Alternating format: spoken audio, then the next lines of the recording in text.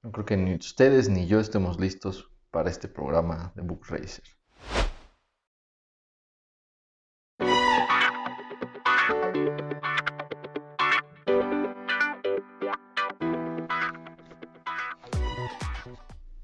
Stanislaw Lem es un sujeto interesantísimo y tiene una anécdota increíble, de las anécdotas más gángster que hay entre los escritores. Si tienen alguna otra anécdota de escritor o de famoso que sea gángster, escríbanla abajo. Mientras tanto, dale like a este video y suscríbete al canal. Ahora, para abrir este programa, Stanislaw Lem fue considerado en cierto momento como un grupo de escritores comunistas que mediante su literatura hacían panfletos para dar un mensaje en todo el mundo. Y esto no es algo curioso solamente porque se haya dicho, sino porque lo dijo Philip K. Dick, otro gran escritor de literatura de ciencia ficción, quien pedía que Stanislaw Lem fuera investigado, o sea, que investigaran realmente la fuente de esos escritos, porque él pensaba y él tenía por seguro que Stanislaw Lem no era un solo sujeto, sino que eran varios sujetos que estaban llevando la doctrina comunista mediante la literatura de la ciencia ficción a Estados Unidos.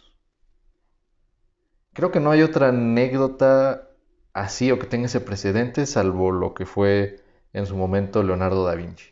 Len precisamente es un autor vasto de leer, es un autor que convive con diversas ideas que tal vez nos son un poco ajenas, porque escribe una ciencia ficción precisamente muy diferente a los Estados Unidos. Él mismo en algún momento decide separarse de la Asociación Internacional de Ciencia Ficción y ellos antes de que se separe lo sacan, o sea, firman todos la votación y lo sacan de esta asociación porque él había estado diciendo que la ciencia ficción norteamericana y la ciencia ficción que se estaba produciendo pues era una ciencia ficción que no valía nada, porque no retrataba precisamente más que la carrera armamentista. Creo que esa es la diferencia principal entre Stanislaw Lem y su ciencia ficción y la ciencia ficción que se da en el resto del mundo, o bueno, salvaguardando la ciencia ficción japonesa, que es, él tiene una clara idea de que la carrera armamentista no es lo más importante, sino precisamente plantear estas sociedades que se van a construir alrededor de la era cibernética. Él, como alguien que vivió en Europa del Este, vive una transición importante, porque está tanto en el proceso de la Segunda Guerra Mundial como la Guerra Fría que se dio después entre los países de la Unión Soviética y Estados Unidos, que es este bloqueo que se empezó a dar de manera comercial, de manera económica, y que afectó sobre todo a países precisamente como Polonia, él es un autor polaco, y a Rumanía. Hay un tema peculiar en estos autores que es precisamente esta separación como de la ideología, llamémosla, o la que en su momento se llamó yankee, y también un claro proceso de erudición muy profundo. Si hay dos autores que he encontrado que tienen un conocimiento abrumador sobre todos los temas que los escriben, es precisamente en dos autores de Europa del Este, uno es Stanislaw Lem y el otro sería Mircea Cartarescu, que espero hablar de él en otro programa, que va a ser un programa que no va a ser para mí fácil de hacer. Si algo los caracteriza a ambos es un profundo pesimismo en cuanto a las aspiraciones que cree que podemos tener como raza humana, precisamente porque no podemos crear una sociedad que tenga una comunidad. Tiene muchas metáforas acerca del lenguaje y la imposibilidad que se le da entre unas y otras personas llegar a un acuerdo precisamente por eso. Pero también es un tipo que hace una comedia muy hiriente, es un tipo que se burla constantemente de todas las formas de la novela norteamericana de ciencia ficción. Se burla de los resultados, se burla de la carrera armamentista, perdón, de esta imagen del alien antropomorfizado, que todo lo puede, que es poderoso, que viene y conquista, que para él es una imagen precisamente de la cultura norteamericana, una exacerbación. Y él tiene varios cuentos en los que plantea qué tal que este alien no tiene ninguna motivación, solamente llegó a la Tierra por algún error, qué tal que llegó a la Tierra y se da cuenta que aquí no puede vivir porque no puede respirar el mismo oxígeno, porque no tiene la manera de persistir fuera de su nave espacial, qué tal que precisamente no tiene la concepción que nosotros tenemos de moralidad y es como una bestia con una inteligencia superior que simplemente va vagando por el espacio y que el espacio mismo lo va aventando de un lugar a otro.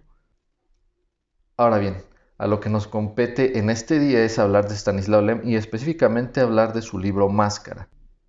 El tema de Máscara es bien interesante. Es un cuento que plantea en diferentes momentos todo lo que nosotros podemos pasar como seres humanos en la búsqueda de nosotros mismos y no esta búsqueda romántica de saber qué vamos a hacer de nuestra vida, no, un cuestionamiento profundo sobre qué somos, sobre qué es la libertad, sobre qué es el amor.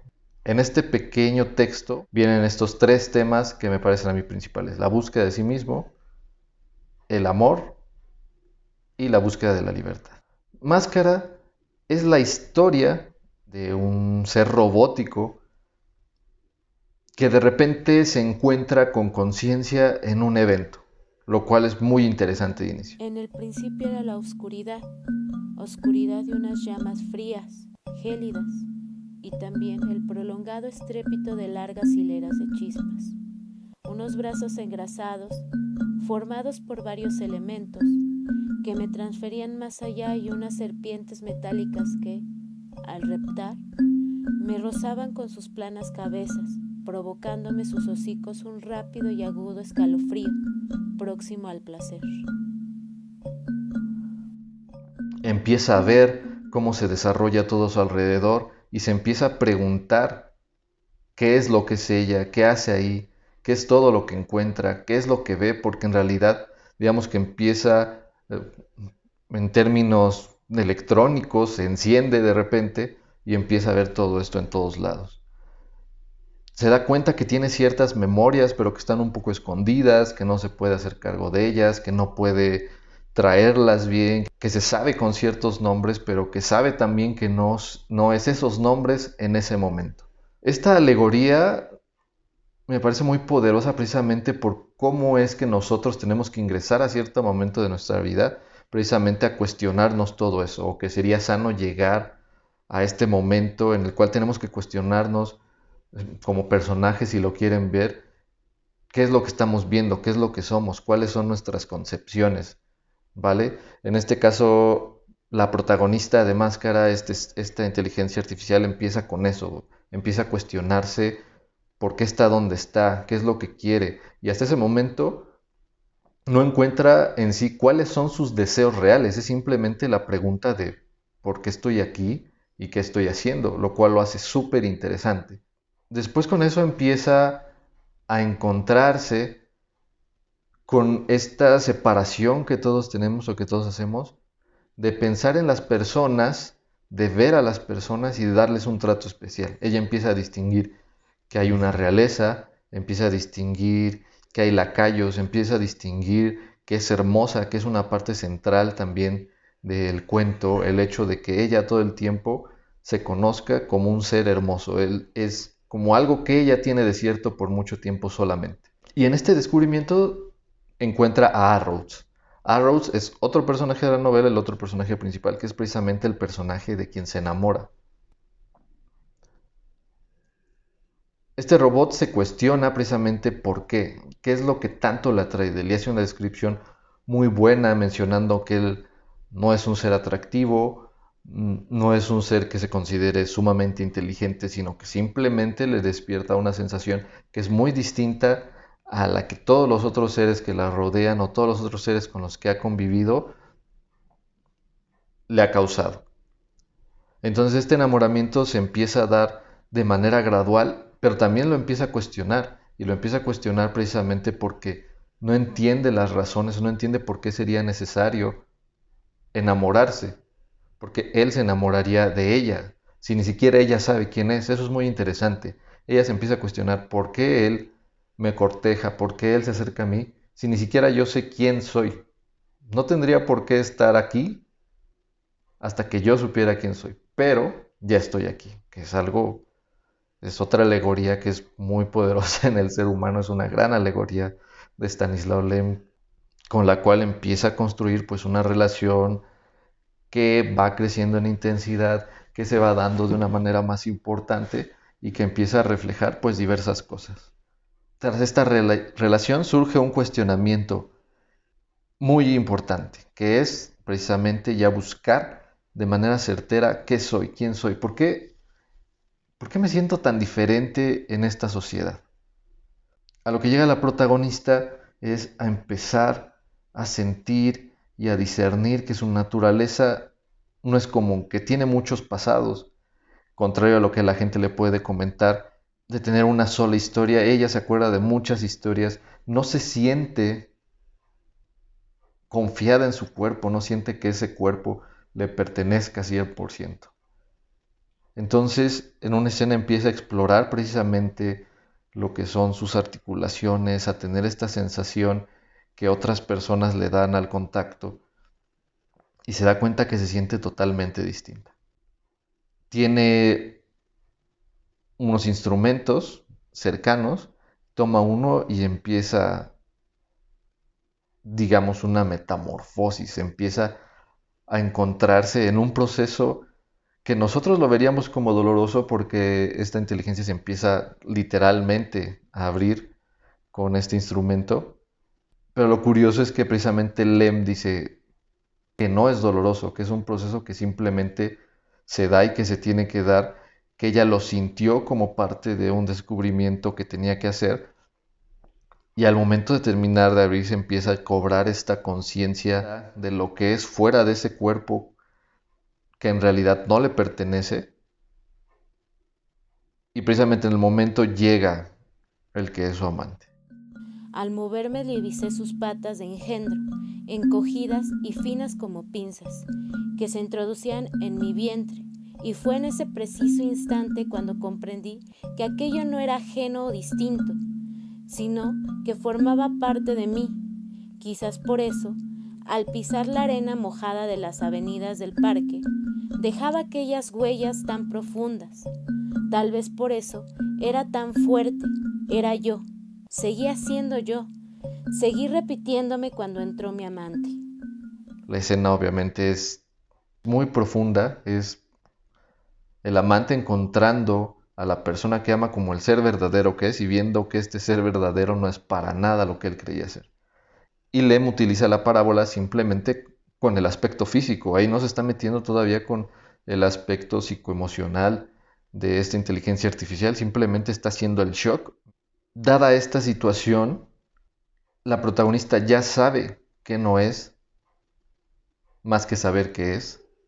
Y con esto puede empezar a indagar muy por encima estos recuerdos que tenía, estos recuerdos de los que venía hablando, y empieza a darse cuenta que tiene una tarea, que su existencia no es fortuita, y lo más importante, que no tiene en realidad una voluntad ni una libertad, sino que todo su actuar e inclusive su enamoramiento son parte de una urdimbre, de un plan que se entreteje a ella como máquina. Entonces, ella empieza a vivir a partir de ahí solo como una máquina que está destinada a una tarea, que es la búsqueda de Rhodes. Y ahí empieza la pregunta sobre la libertad, la pregunta sobre el libre albedrío, y es decir, por un lado, se siente muy enamorada de Al Rhodes, pero también sabe que tiene una tarea y sabe que como un aparato tiene que cumplir con esa tarea. Tiene que hacerlo simplemente porque esa es la voluntad de alguien más, la volición de alguien más. Entonces, al continuar su búsqueda, la búsqueda de la libertad, se sigue preguntando, ¿qué haré cuando llegue a encontrar esta persona a la que amo?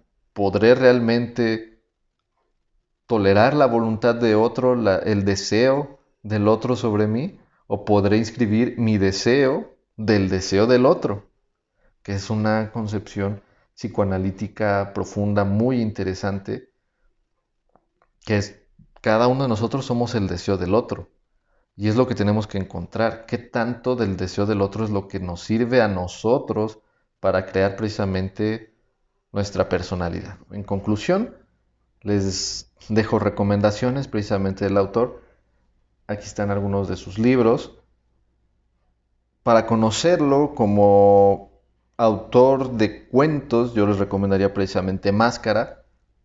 Es un gran libro editado por Impedimenta. Para conocerlo como alguien que experimenta un poco más por el lenguaje, está la Biblioteca del siglo XXI, que ahorita son 4 libros, en el momento en el que yo los conseguí eran 3, me falta el último, que es Magnitud Imaginaria, Vacío Perfecto y Golem 14. Magnitud Imaginaria y Vacío Perfecto plantean, por un lado, un libro de prólogos imaginarios, un libro de prólogos inventados, a libros inventados, y un libro de resúmenes de libros inventados, lo cual es un poco lo que veíamos en el programa pasado con Borges, de esta ficción especulativa que va más allá del simple uso de las historias, sino que crea algo un poco más grande. Esos 2 libros están dedicados a eso. Golem 14 es la historia de una entrevista a una inteligencia artificial que nos supera por mucho. Una inteligencia artificial creada por humanos, pero que empieza a darnos la vuelta de una manera muy sencilla. Y ya para sus novelas, obviamente, su novela más famosa es Solaris. Tiene 2 adaptaciones al cine que son pésimas, nada que ver con el libro. El libro también lo edita Impedimenta. Otra novela sería Astronautas. Y por último, El Hospital de Transfiguración, como una novela que no es de ciencia ficción, pero que es una novela muy famosa del autor. Me despido, tenga un excelente día. Chao.